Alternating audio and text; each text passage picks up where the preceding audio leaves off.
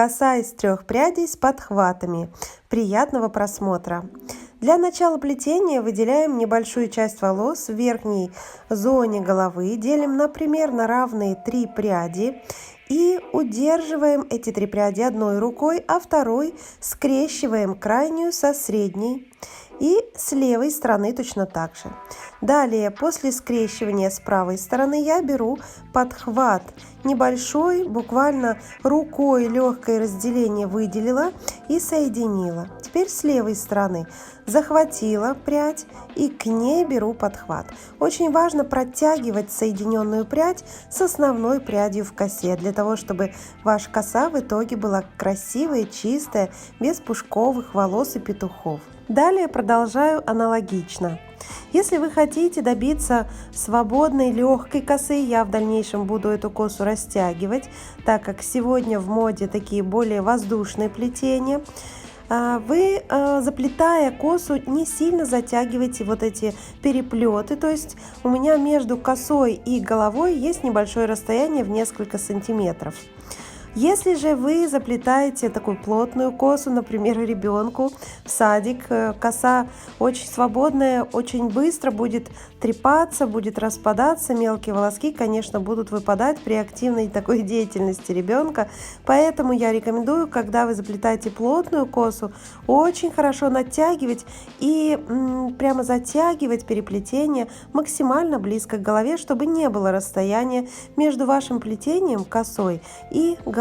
Я доплела до нижней затылочной зоны, максимально близко подхожу уже к шее. И здесь очень важный момент. Для того, чтобы не было большого объема, чтобы в результате коса не торчала сбоку, это особенно видно, и выглядит это не очень симпатично, нужно в нижней затылочной зоне максимально близко держать руки к голове, для того, чтобы плетение прямо по голове как бы красиво выкладывалось.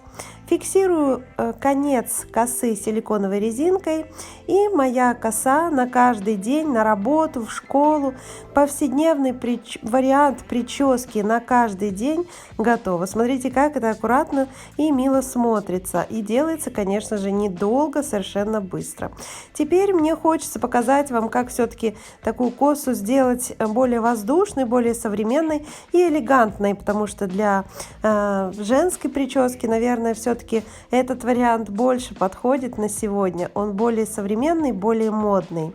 И здесь можно, если вы плетете на себе, больше ошибиться, больше дать себе возможности каких-то петушков, так как в дальнейшем мы их еще и растягиваем.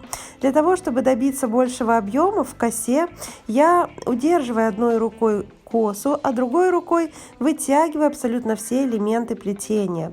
И с левой и с правой стороны примерно растяжки должны быть одинаковые. В конце вы можете выровнять их, так как сейчас я показываю на видео. Такой вариант косы идеально подойдет для тех, кто никогда не делал прически и не заплетал себе ничего. Попробуйте, у вас обязательно получится. Даже если вы в каком-то переплетении ошибетесь, ничего страшного. Вы слегка вот так порастягиваете, и этого не будет совершенно видно. Пробуйте, отмечайте меня в своих отработках и напишите обязательно в комментариях, какой вариант вам больше понравился: аккуратный, затянутый, либо такой немножечко небрежный. С вами была Ольга Дипри. До новых встреч. Пока.